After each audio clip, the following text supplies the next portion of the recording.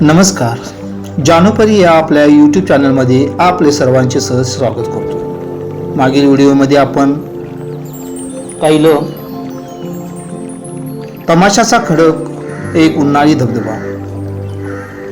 त्याचं आपण पावसाळ्यामधलं स्वरूप बघितलं, पावसाळ्यामध्ये तो कसा दिसतो बघितला.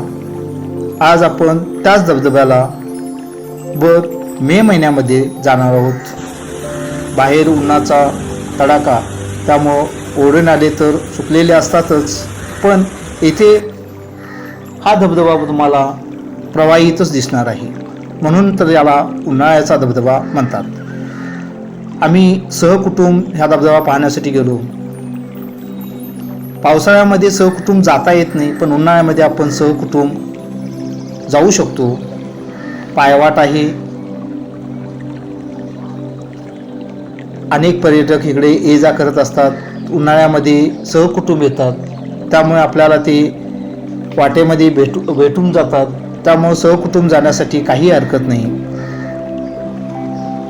असा हा जंगलातून जाणारा आणि जंगलाच्या मध्यभागी असणारा तमाशाचा खडक पाहण्यासाठी आम्ही निघालो.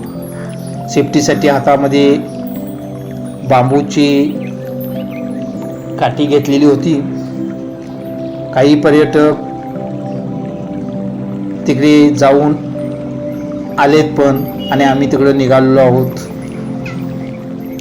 सर्वजण उत्साहात आहेत. वाट अवघड आहे, तरी पण धबधबा पाहण्याची ओढ प्रत्येकाच्या मनात. त्यामुळं जो तो कठीण रस्ता पार करून तिकडे जाण्याच्या ओढीनं चाललेला आहे.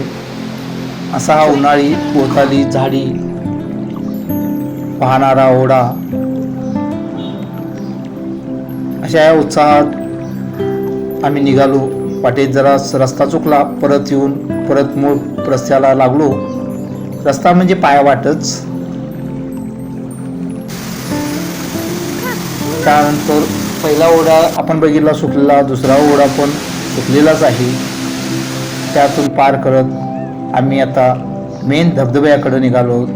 मागे सांगितलं तसं पावसाळ्यामध्ये आपण जो तमाशाचा खडक आहे तो पाहायला मिळत नाही, पण उन्हाळ्यामध्ये आपण तो मस्तपैकी पाहू शकतो. आणि तिथला जो व्ह्यू आहे, जे निसर्ग सौंदर्य आहे, ते आनंद घेऊ शकतो. असा हा तमाशाचा खडक आपण अवश्य उन्हाळ्यात भेट द्यावी. धन्यवाद.